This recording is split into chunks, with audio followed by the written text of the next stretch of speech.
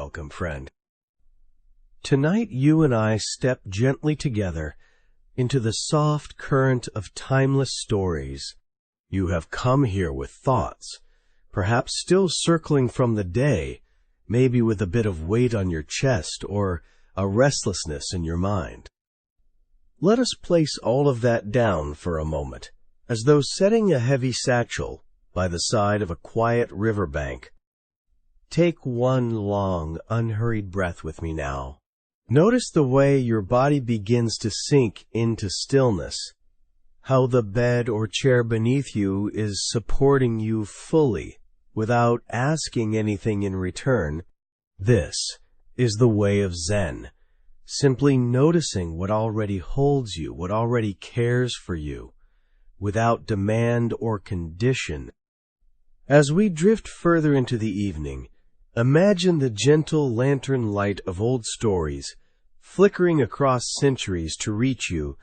These stories are more than parables. They are like small boats that carry you from the crowded shore of worry to the open water of peace. Tonight we begin with one of the simplest and most profound tales in all of Zen, the story of the empty boat. Long ago, in the quiet hush of evening, there was a man who loved to take his boat out onto the river. He found joy in rowing across the calm surface, watching the colors of the sunset ripple across the water. This river was his refuge, a place where the noise of the world seemed to dissolve. One evening, as the golden light softened into violet shadows, he noticed another boat drifting directly toward him. At first, he called out politely, "Be careful, steer aside," but the boat kept coming. Irritation stirred in his chest. He shouted louder, his voice cracking the evening calm. "Move! You are going to crash into me!" His heart began to pound, anger surging up like a storm. The boats collided with a hollow thud, wood against wood. He spun around, ready to unleash all of his rage upon the careless fool who dared disturb his peace. But when he peered into the other vessel, he froze. The boat was empty. No one was inside. It was merely drifting, carried by the current. In that instant, the man's anger evaporated. He sat there, stunned, feeling a little foolish, watching the empty hull bump softly against his own. What changed? Not the event the boat still collided. What changed was his understanding. His rage had been built on the assumption of insult, of carelessness, of disrespect, but with no one there was no intention. The insult he fought was one he had imagined. Friend, how many of the boats in your day are empty?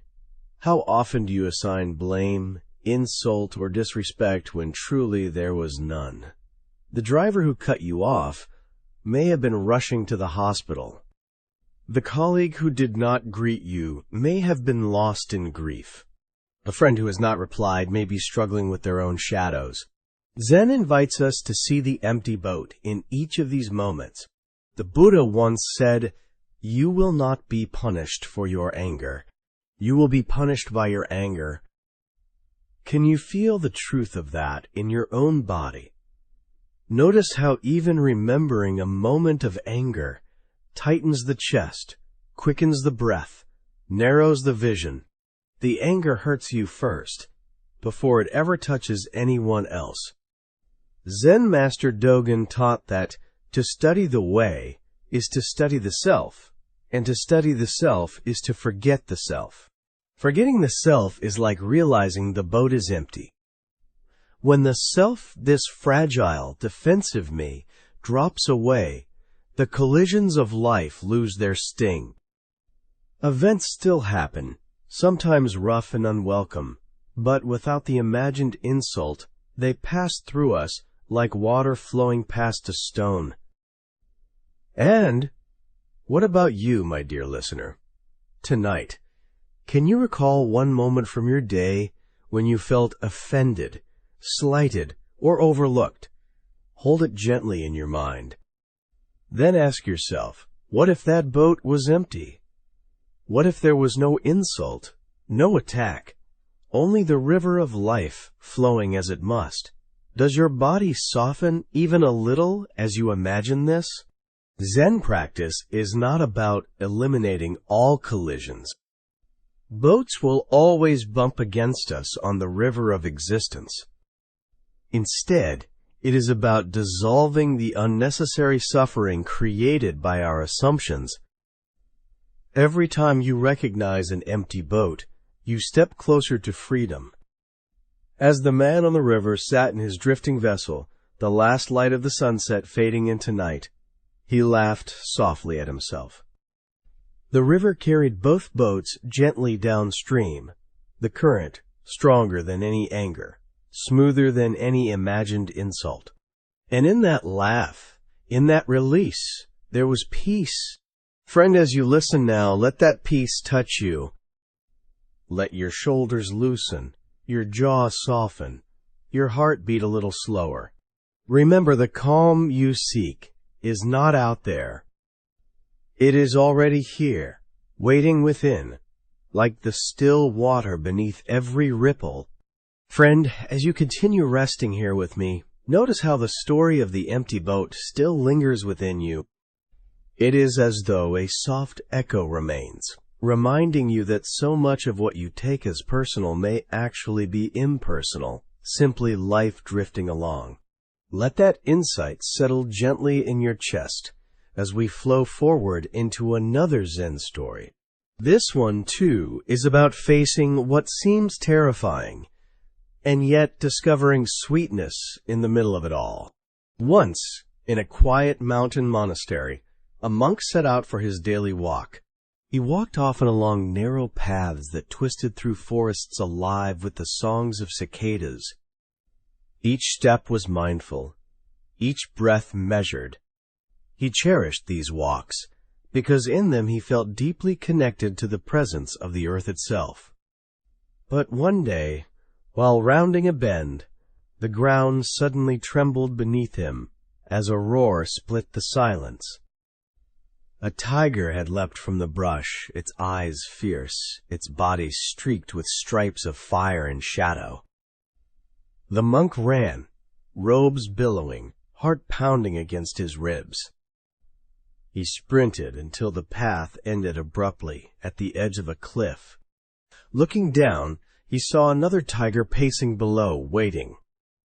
Behind him, the first tiger advanced. There was no way forward, no way back. Only a vine dangled from the cliffside. The monk grasped it and lowered himself over the edge, clinging desperately as the vine swayed. There he hung, suspended between two tigers, death above, death below. His situation was hopeless. His breath was ragged. And yet, in that impossible place, something caught his eye.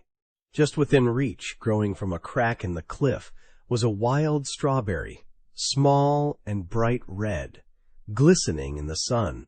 The monk reached out with one hand, plucked the fruit, and brought it to his lips. The sweetness burst across his tongue. In that single bite, all the fear dissolved. The tigers were still there, yet in that moment there was no past, no future, only the perfect taste of the strawberry. Friend, what is your strawberry tonight? Is it the gentle rhythm of your breath, the softness of the pillow beneath your head, the simple presence of listening to words that guide you toward peace? Zen teaches that joy is not found by escaping the tigers of life, our regrets and our fears, but by tasting the sweetness available right here, in this breath, in this moment. The Buddha once said, "Do not dwell in the past. Do not dream of the future. Concentrate the mind on the present moment." This is the heart of the strawberry story. And yet, how often do we spend our days dangling from vines of anxiety, eyes locked on the tigers, forgetting that a strawberry hangs right before us? Zen master Thich Nhat Hanh often reminded his students, the present moment is filled with joy and happiness. If you are attentive, you will see it.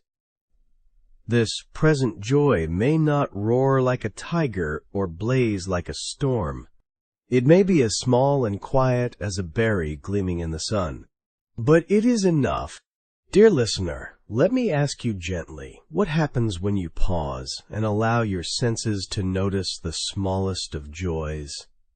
Can you feel the air in your lungs, the steadiness of your heartbeat, the stillness of the room around you?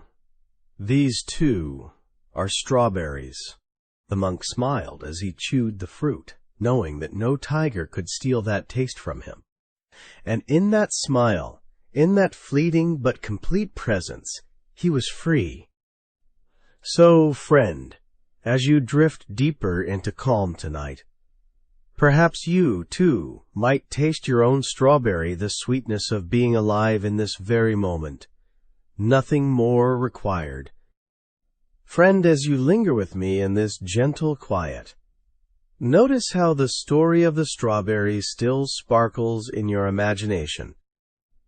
It is a reminder that even when fear or sorrow seems close, a small joy can open like a lantern in the dark. Tonight, let that sweetness stay with you, like the aftertaste of fruit on the tongue.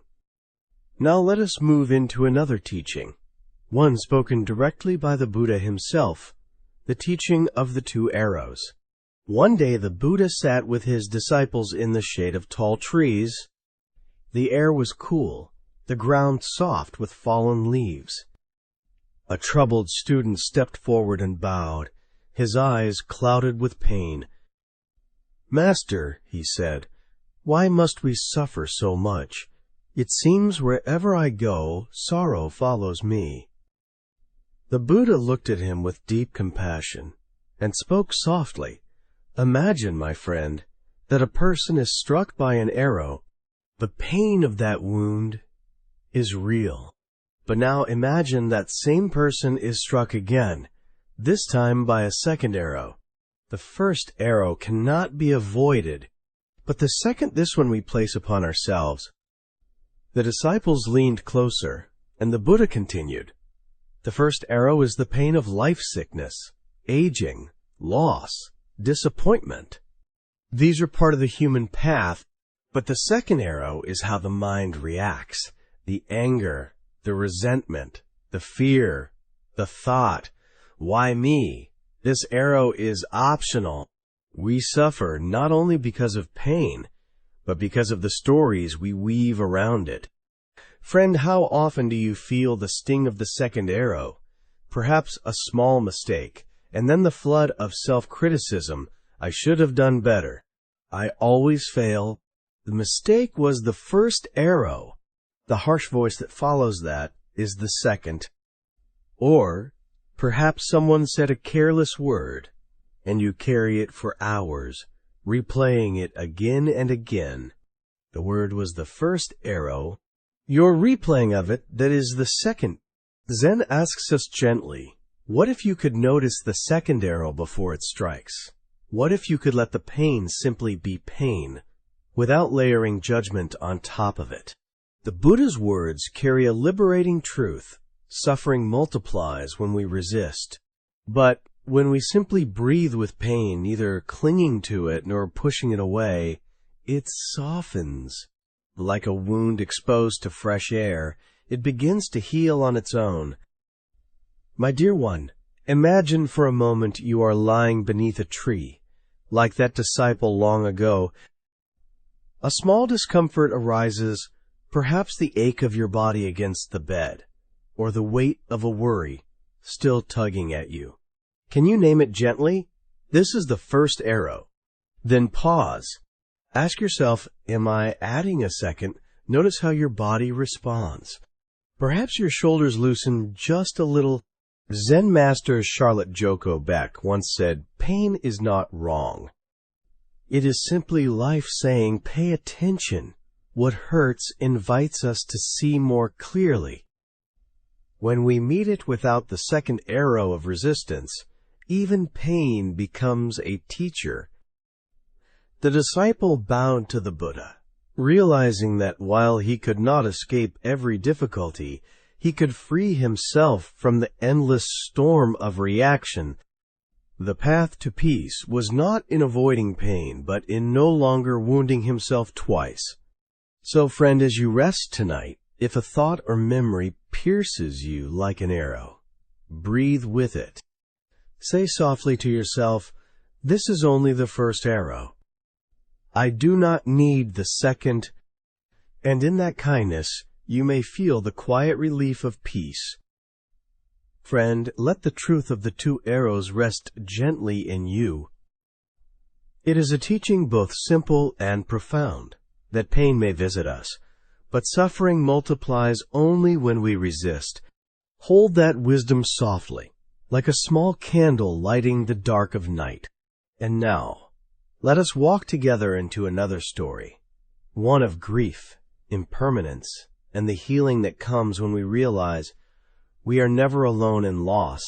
This is the parable of the mustard seed. Long ago, there lived a young woman named Kisa Gotami.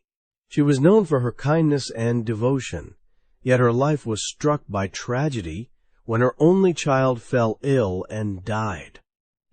Overcome with grief, she clutched the child's body in her arms, wandering from house to house, begging for medicine that might restore him to life. Her neighbors turned away, helpless before her sorrow. Some pitied her, others whispered that she had gone mad. But one elder, seeing her despair, suggested she go to the Buddha, for perhaps he could help. Hope surged in her heart as she hurried to where the Buddha sat beneath the Bodhi tree. Falling at his feet, she cried, "Master, please bring my child back to life. I cannot bear this pain." The Buddha looked upon her with deep compassion. He knew that no words alone could ease her grief. So he said gently, "I can help you, Gotami, but first bring me a mustard seed from a household that has never known death." With new determination, she set off into the village. At the first house she knocked, asking for a seed untouched by death. But the family replied, "We are sorry. Last year our father passed away." She moved on to the next, but there too death had visited. In every home she found the same story: parents gone, children lost, siblings departed. By sunset she had visited dozens of households, and still she had not found a single seed. Slowly, her frantic hope gave way to realization. Death had touched them all. Her grief, though sharp, was not hers alone. It was the grief of humanity. She returned to the Buddha empty-handed, yet her eyes were clearer. She bowed and whispered, "Every house has known death. My sorrow is not mine alone to bear." The Buddha nodded, his gaze tender. "Gotami, now you see the truth. Death is woven into life. No one escapes impermanence. But in accepting this, peace begins to blossom." Friend, can you feel the lesson shining here? When grief strikes, the mind often insists, "Why me? Why this loss?"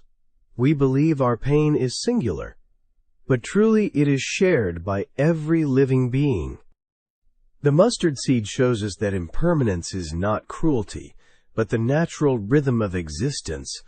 Zen reminds us, the more fiercely we cling, the deeper we suffer when change arrives. Yet when we open our hands, when we accept that what comes will also pass, a quiet strength grows in us. As the Buddha taught, everything that has a beginning has an ending. Make your peace with that, and all will be well. My dear listener, think softly now of your own losses. Perhaps someone you loved, a season of your life, or even a dream that faded. Breathe with them, as Kisa Gotami breathed. Can you see how your pain connects you to every heart? How your grief is part of the great river of human sorrow? You are not alone on this river.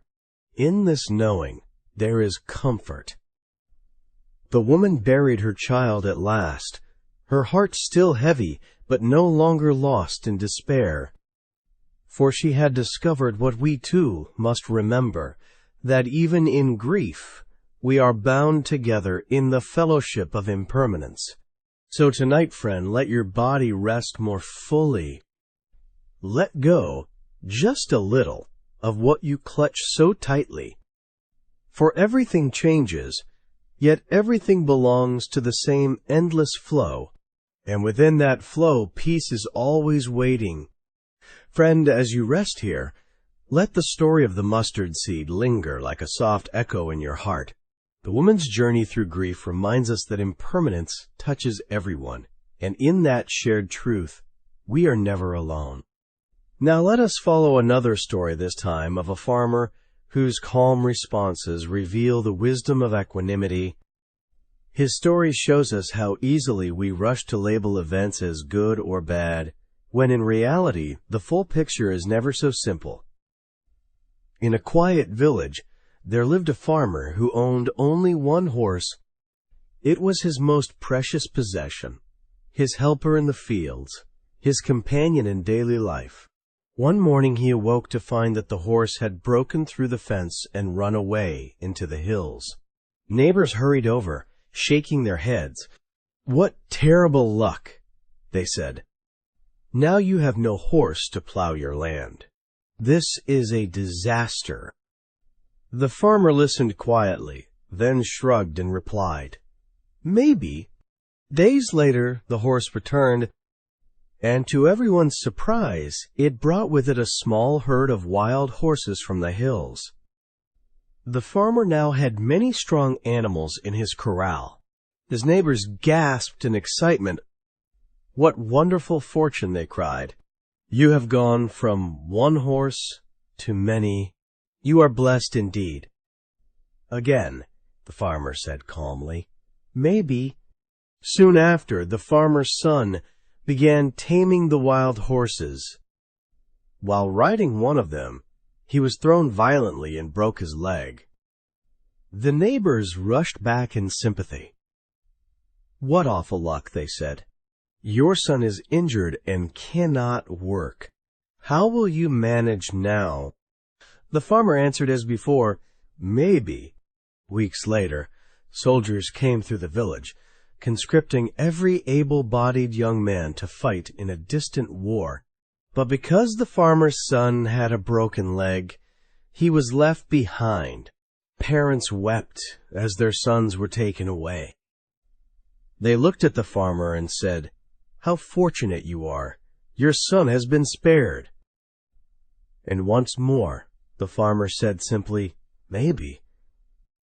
Friend, can you feel the wisdom in his words? The farmer lived with equanimity, an inner steadiness that does not rise and fall with every change. He understood the truth of impermanence, that each event, whether labeled fortune or misfortune, is only one thread in a larger tapestry still being woven. The Buddha taught, nothing is permanent. Everything is subject to change. Being is always becoming. This teaching breathes through the farmer's story. To judge too quickly is to suffer needlessly, because what seems like a curse today may reveal itself as a blessing tomorrow, and what glitters as a blessing may hide difficulty yet to come. Dear listener, think of a time when something you thought was bad luck turned out to open a door you never expected, or when something you celebrated later revealed hidden challenges. Doesn't life show us again and again that we never see the full picture at once? Zen invites us to practice the farmers, maybe in our own lives. Instead of rushing to label, can we hold events with gentle curiosity?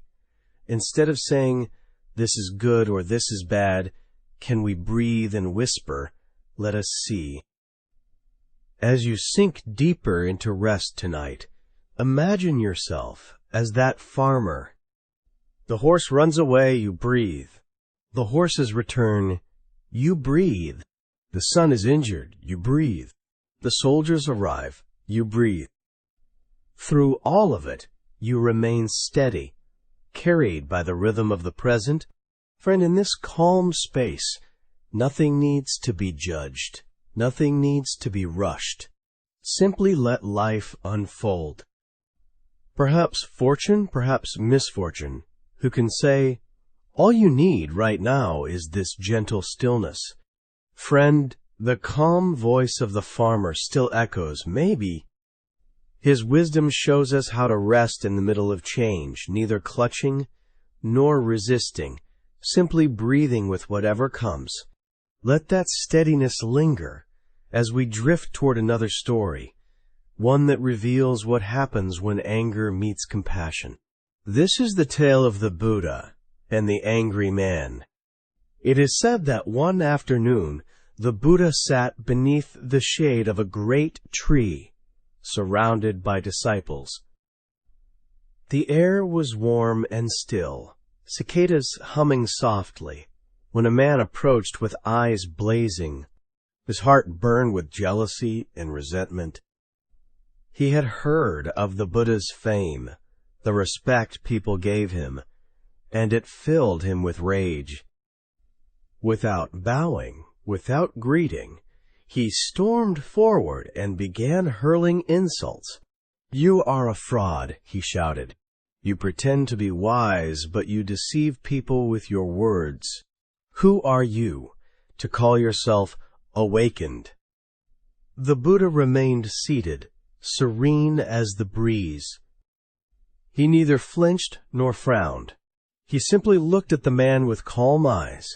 The angry man grew louder, his voice shaking the leaves above. "Do you hear me? Do you think you are better than me? You are nothing but a trickster." Still, the Buddha said nothing. His stillness only seemed to inflame the man further.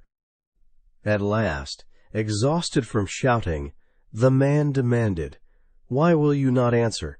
Why will you not defend yourself? Do you not care what I think of you?" Then the Buddha spoke, his voice soft but clear. "Tell me, friend, if someone offers you a gift and you do not accept it, to whom does the gift belong?" The man frowned, confused. Why it would still belong to the one who offered it. The Buddha nodded. "And so it is with your anger. You offer it to me, but I do not accept. It remains yours." At these words, the man was struck silent. His rage faltered. He realized that his insults had never touched the Buddha at all. They had only poisoned his own heart. Friend, can you feel the depth of this teaching? Anger is like a burning coal. We pick it up, intending to throw it at another, but in the process we scorch our own hands. The Buddha showed that we always have a choice, to accept or to decline the gift of anger. How often, dear listener, do you find yourself carrying another's words like heavy stones in your pocket? How many times have you accepted the gift of insult, letting it weigh you down? What would it feel like to set it down, to whisper, "I decline"? The Buddha's stillness was not weakness.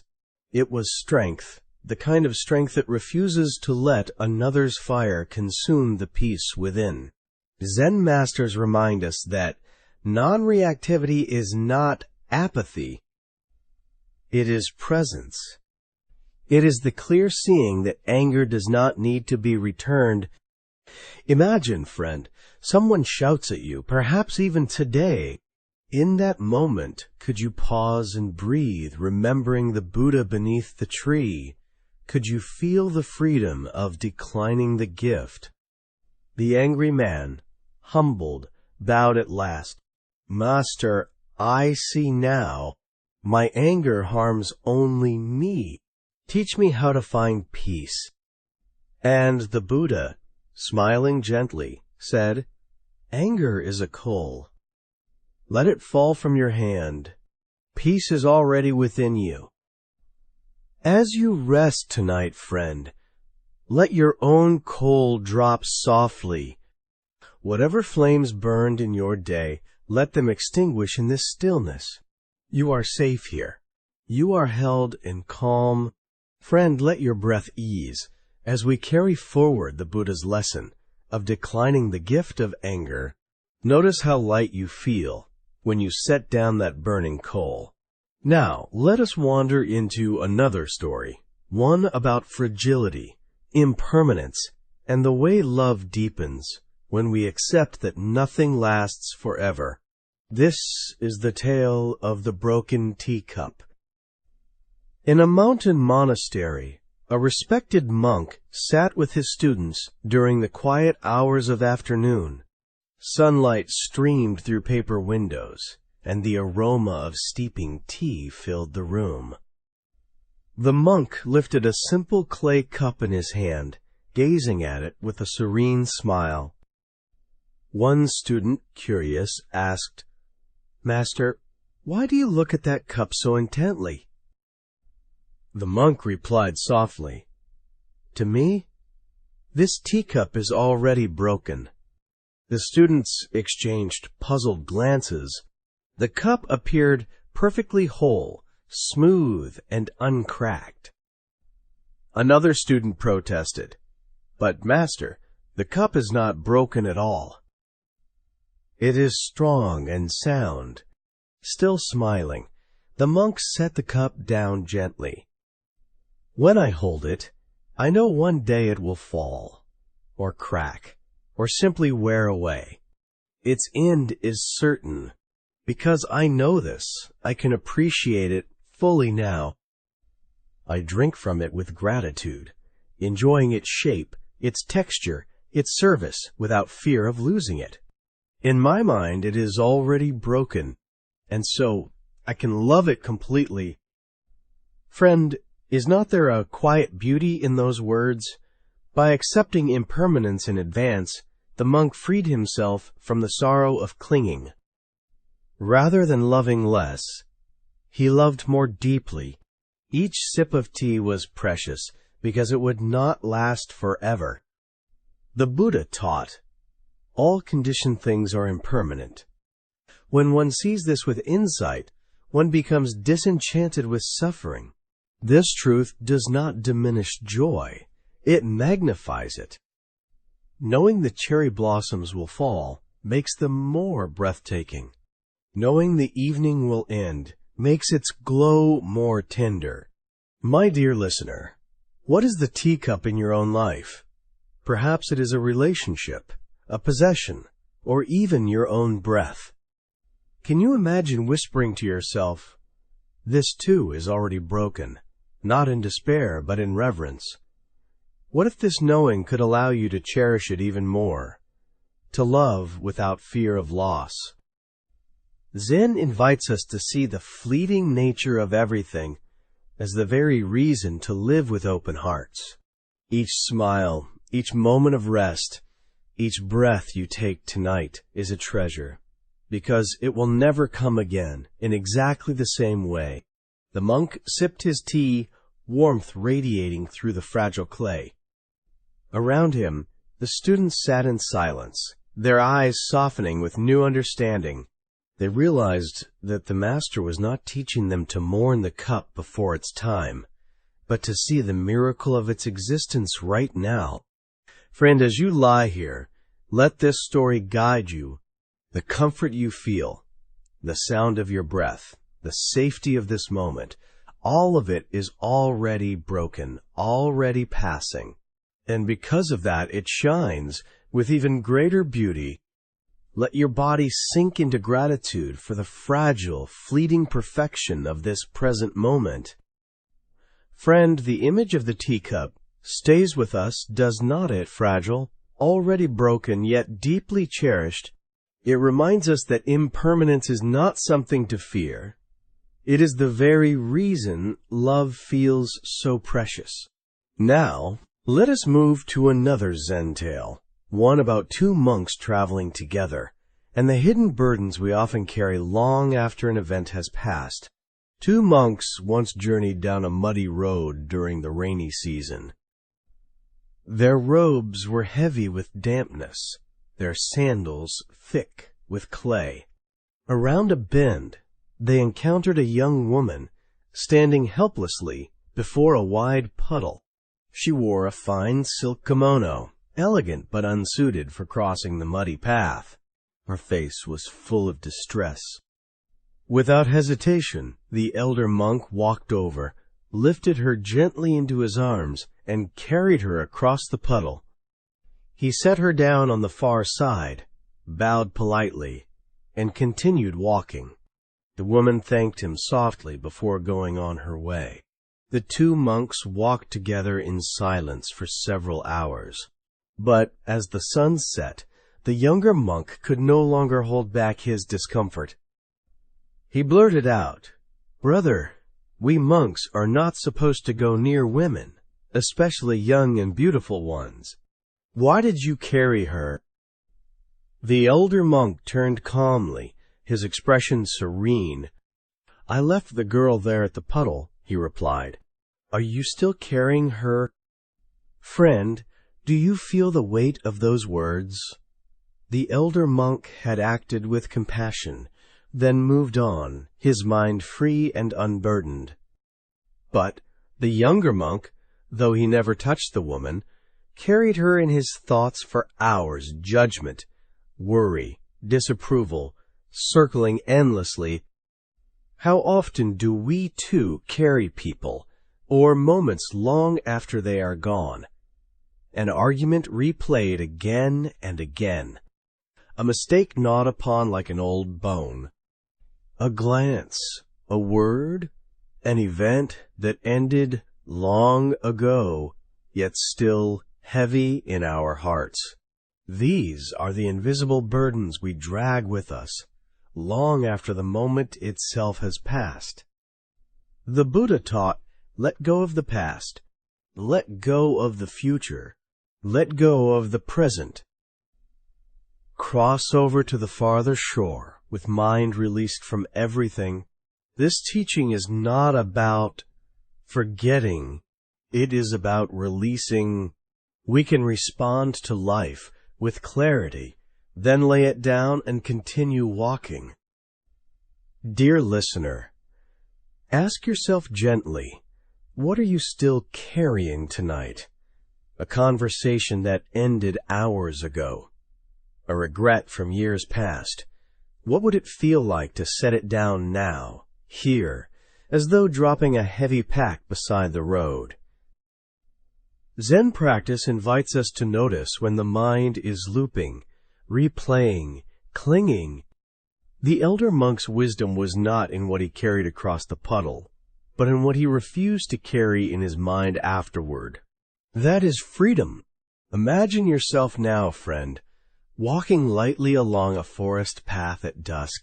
You notice that the ground beneath you feels easier, your steps more free. Why? Because you are no longer weighed down by what is already over. Like the elder monk, you set it down. So tonight, as you settle deeper into rest, can you leave your burdens at the puddle's edge? Can you whisper, I do not need to carry this any longer? Let yourself feel the relief, the ease of traveling unburdened, your heart free to rest in stillness. Friend, notice how the story of the two monks lingers in you, the quiet reminder that much of what we suffer is not the weight of the world, but the weight of thoughts we refuse to set down. You are lighter now, freer, because you know you can choose what to carry. From here, let us step into another tale, one that whispers about silence. Not the silence of an empty room, but the silence that blooms when the mind itself grows still. In a bustling Japanese temple, a young musician once came seeking peace. He had traveled far, burdened not by heavy bags, but by the restless noise of his own thoughts. Even in moments of quiet, he could not escape the chatter inside his mind. The monks welcomed him, offering tea and a place to sit among the shadows of golden statues. As he sat in the main hall, he closed his eyes. At first he heard the shuffle of sandals, the coughs of visitors, the faint hum of traffic outside the temple walls.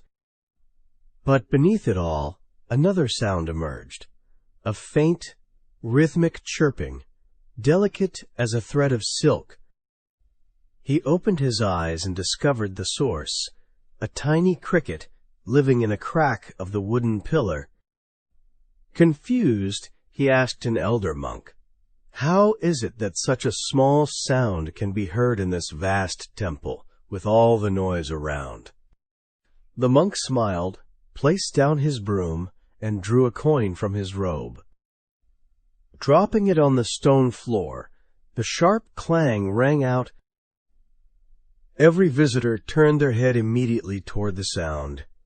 "People hear what they are listening for," the monk explained. "They all notice the coin because it speaks the language of money, something they have trained themselves to value. But the cricket sings day and night, and few notice, because they are not listening for such voices. Friend, is not that the way of our minds? We hear the loud, demanding noises, tasks, worries, desires, because we are tuned to them. Yet the subtle wisdom, the quiet song of peace, is drowned out unless we learn to listen differently. The Buddha taught, 'He who is patient is the greatest warrior.' To be patient with the mind's noise is to learn the art of silence. True silence is not the absence of sound, but the presence of attention. It is the gentle turning of your ear inward until you notice what has always been there, the calm beneath the clamor. My dear listener, what are the crickets in your life that you have not noticed? Perhaps the warmth of sunlight on your skin, the breath moving in and out of your lungs, the small kindness someone offered today. These are soft songs, easily drowned by louder thoughts, yet they are always there, waiting to be heard. Zen practice is the tuning of attention. When you become still, you begin to hear not only the crickets, but the whispers of wisdom that lie beneath your rushing thoughts. The young musician bowed to the monk, realizing he had been listening only for the clang of coins and the roar of noise. From that day, he devoted himself to hearing what others missed. So, friend, as you lie here tonight, can you listen beyond the noise of your day, beyond even the hum of your thoughts? Breathe slowly and notice the quiet pulse of life within you, the subtle sound of silence itself. That is where peace resides, and it has been waiting for you all along. Friend, the sound of silence still lingers, does not it? Like the faint song of a cricket hidden in the pillars of your own mind. If you listen closely, you realize peace has been with you all along. Now, let us step into another teaching, one about making space for new wisdom. This is the lesson of the empty cup. A long time ago, a university professor visited a Zen master. The professor was renowned for his knowledge. He had studied philosophy, written books, lectured in great halls. Yet for all his learning, he still felt something missing. So he traveled to meet the master, hoping to grasp the secret essence of Zen. When he arrived, the master welcomed him kindly and invited him to sit. Before speaking of teachings, the master suggested they share tea. The professor agreed, eager but impatient, his mind buzzing with questions. The master poured tea into the professor's cup. He poured until the cup was full, yet he did not stop. The hot liquid overflowed, spilling across the table, dripping onto the floor, soaking the professor's robe. "Stop!" cried the professor, leaping up. "The cup is already full. No more will go in." The master paused, then looked at him calmly. "Like this cup," he said, "you are full of your own opinions, theories, and conclusions. How can I show you Zen unless you first empty your cup? Friend, do you feel the quiet sting of that moment?" The professor realized that his knowledge, which he clung to so proudly, was actually blocking his understanding. To truly learn, he needed to become empty, open, receptive, like a beginner. The Buddha taught, in the beginner's mind, there are many possibilities. In the expert's mind, there are few. To cling to certainty is to narrow your vision. To release certainty is to open to wonder. My dear listener, how often do you approach life with a full cup? Already convinced you know how things are, you leave no room for surprise, no space for discovery. What would it feel like, even for tonight, to set down what you think you know and listen as though for the first time? Zen masters call this Shoshin, beginner's mind. It is not childish ignorance, it is a return to openness. It is the mind that meets each moment fresh, unclouded by judgment. The professor bowed deeply to the master, humbled. He saw that true wisdom was not in accumulating more, but in releasing what weighed him down. Friend, as you rest here, can you imagine your mind as a teacup? With every exhale, pour out a little of what fills you: plans, worries, expectations. Let your cup empty. With every inhale, allow space for stillness, for wonder, for peace to flow in. When your cup is empty, the quiet sweetness of this moment can finally be tasted. Friend, the lesson of the empty cup rests gently in us now. We have seen how letting go of what we think we know creates the spaciousness needed for wisdom. With that openness, let us walk together into another tale, one about mastery, fear, and the power of complete presence. This is the story of the master archer. In ancient China, there lived a man celebrated throughout the land for his skill with the bow. His arrows never missed their mark, and people traveled great distances to witness his demonstrations. Kings honored him, villagers admired him, and young students sought to learn from him.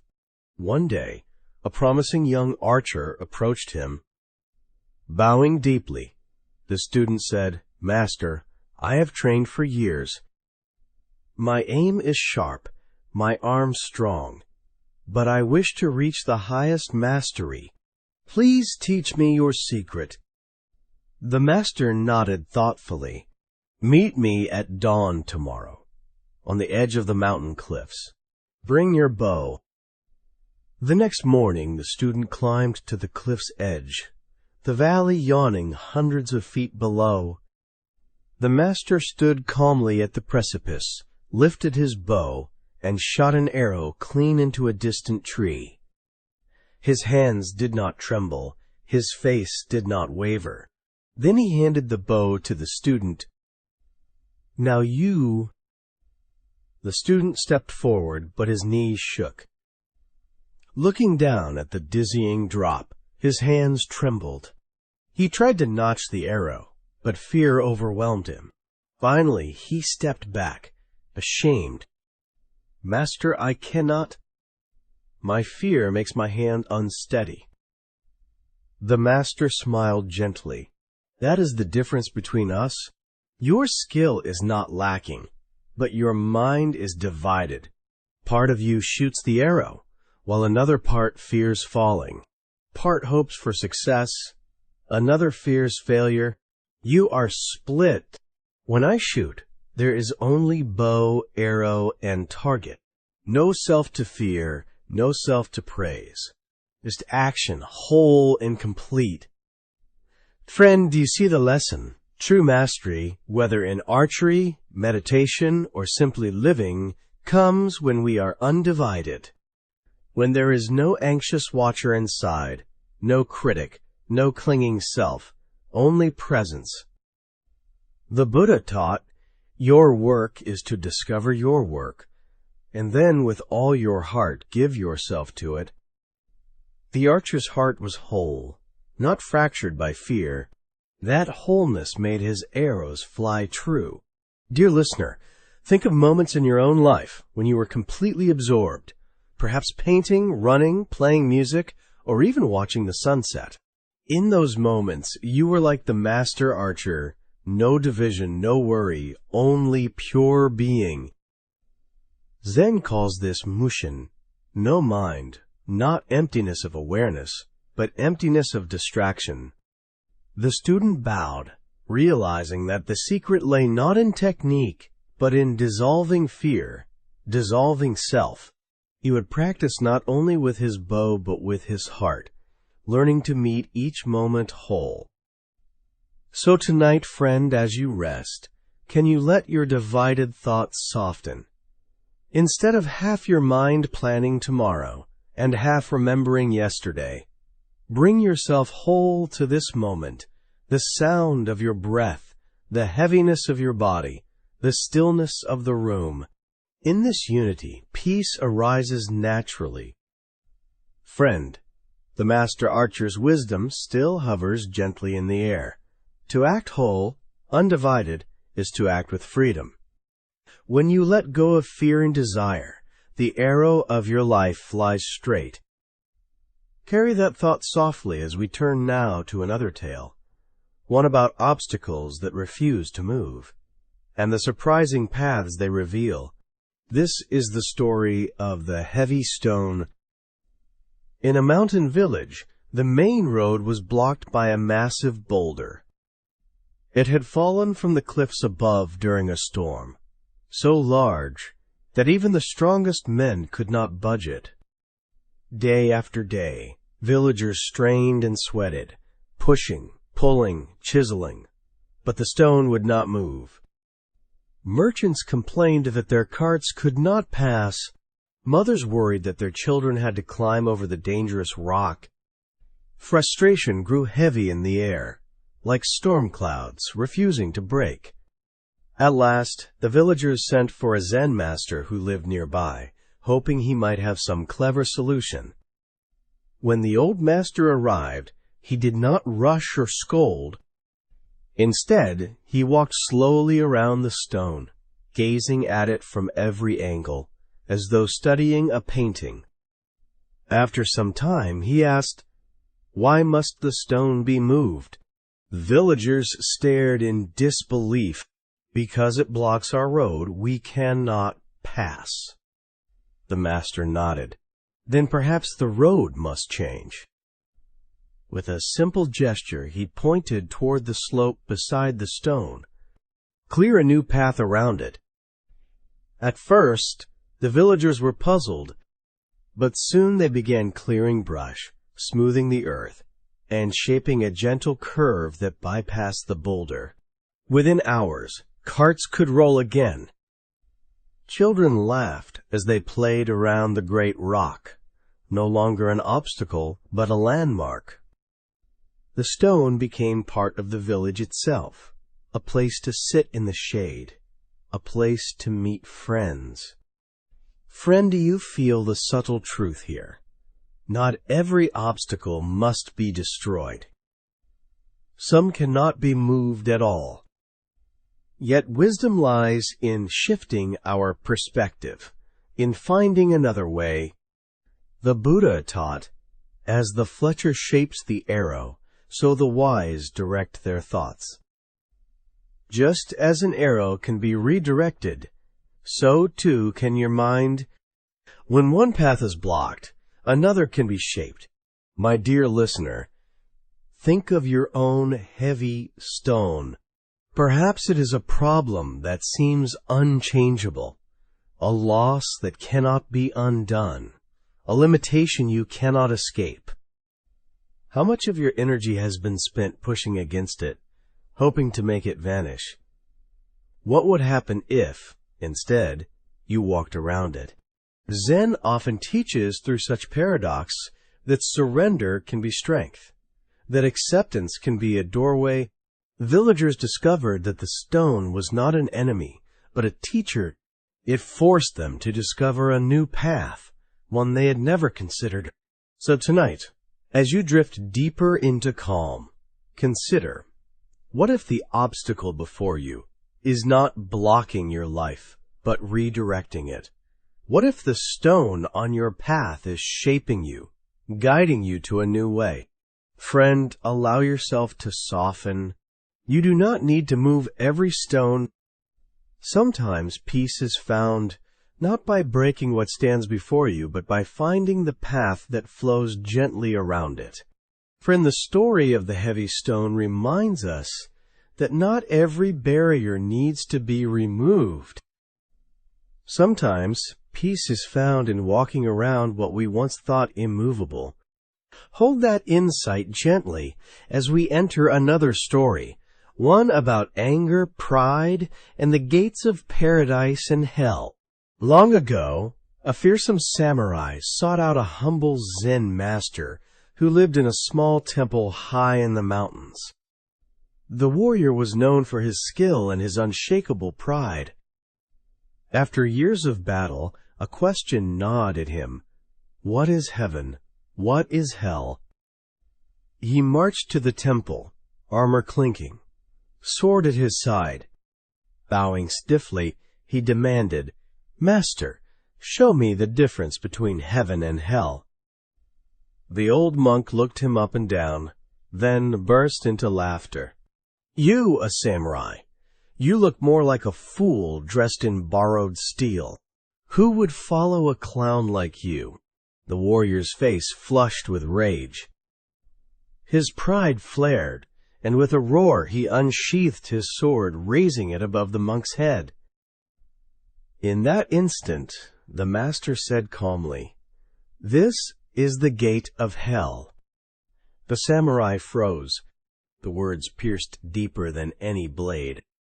He lowered his sword, shame flooding through him. Then, trembling, he bowed deeply, tears welling in his eyes. The monk met his gaze with compassion.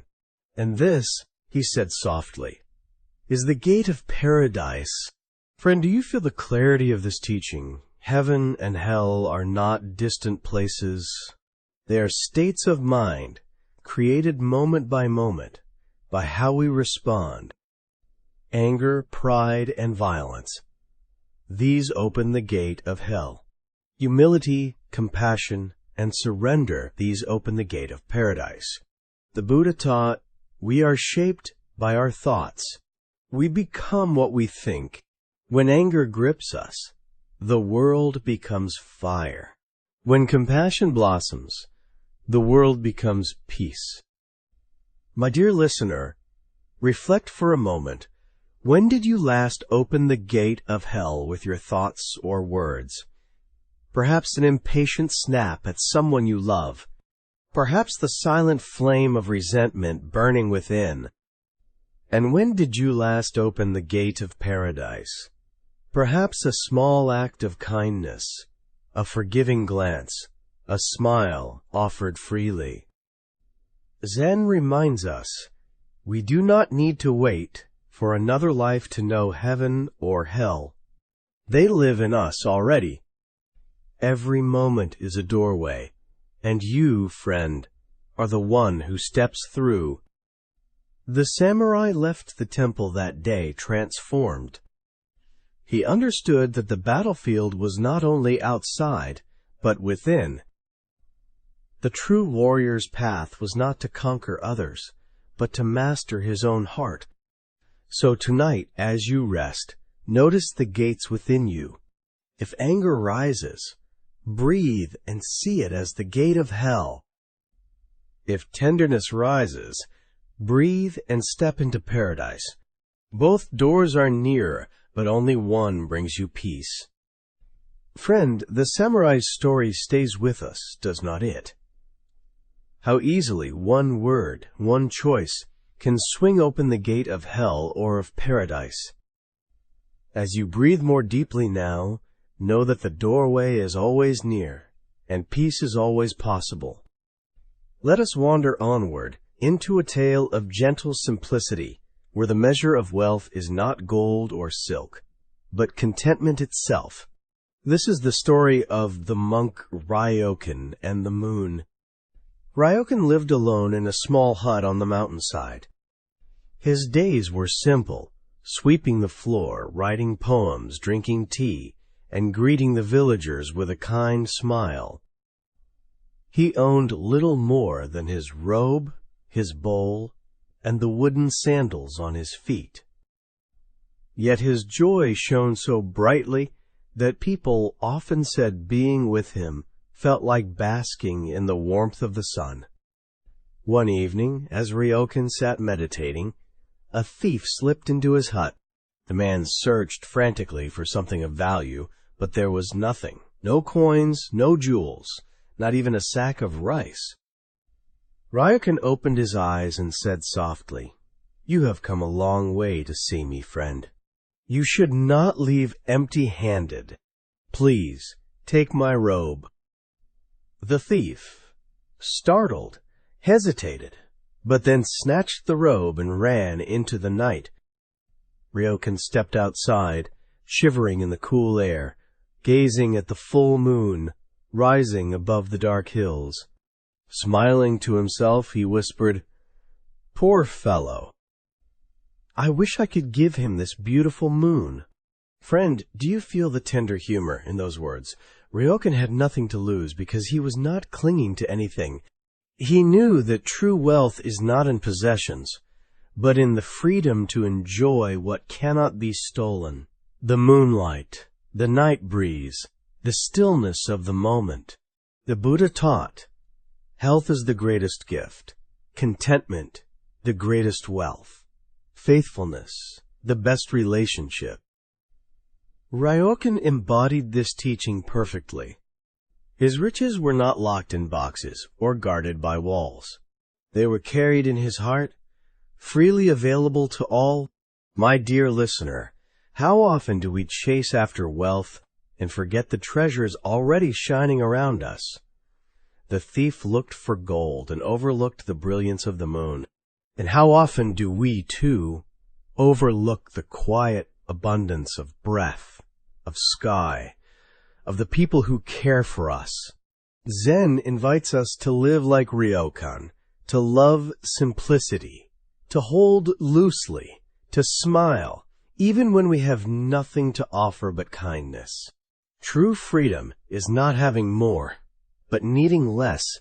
So tonight, friend, as you lie in the softness of your bed, imagine the silver glow of the moon spilling gently through your window. Let it bathe you in its light. Feel the deep truth that no one can take this peace from you. Like Ryokan, you can whisper to the world, "I wish I could give you this moon." Friend, Ryokan's moonlight still glows in your imagination, does not it? A treasure so vast and gentle, beyond the reach of thieves, beyond the grasp of clinging.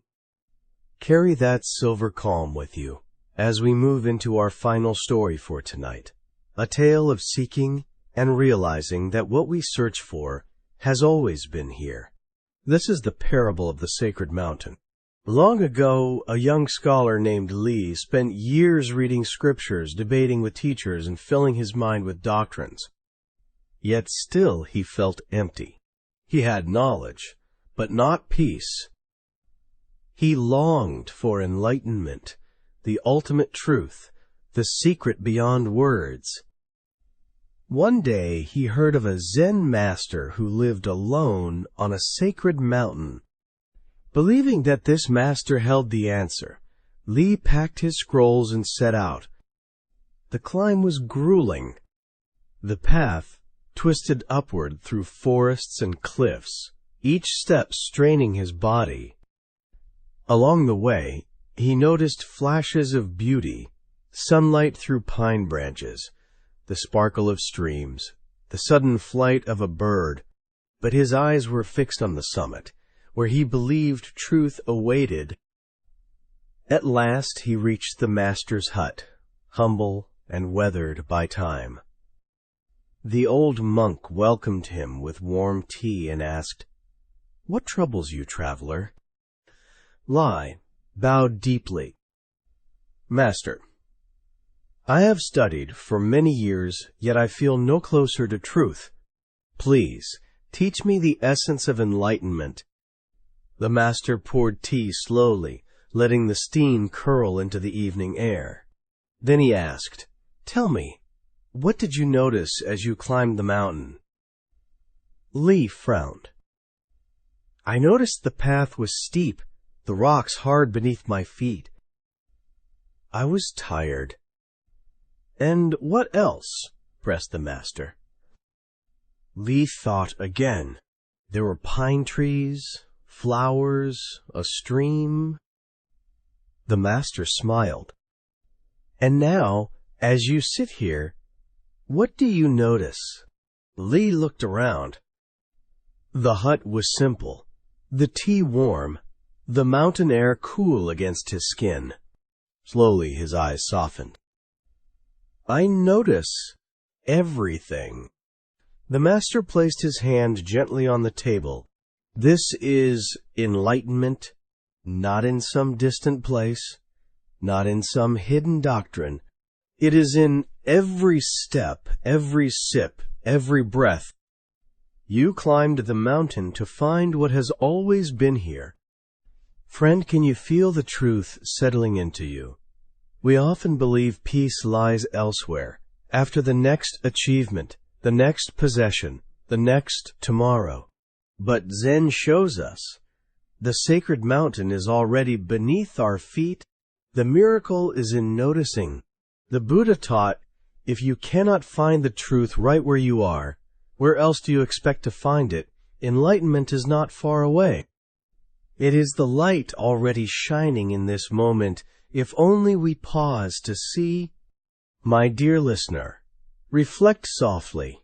Where have you been climbing, straining, hoping to find your peace? What if it is here already, in the sound of your breath, the safety of this night, the warmth of your own beating heart? Li left the master's hut with tears in his eyes, not because he had been given something new, but because he had finally seen what was always his. The mountain had not given him enlightenment. It had simply exhausted his searching, so he could finally stop and rest. So tonight, friend, let yourself rest. You do not need to climb anymore. You have arrived. The sacred mountain is this very moment, and within it you are whole,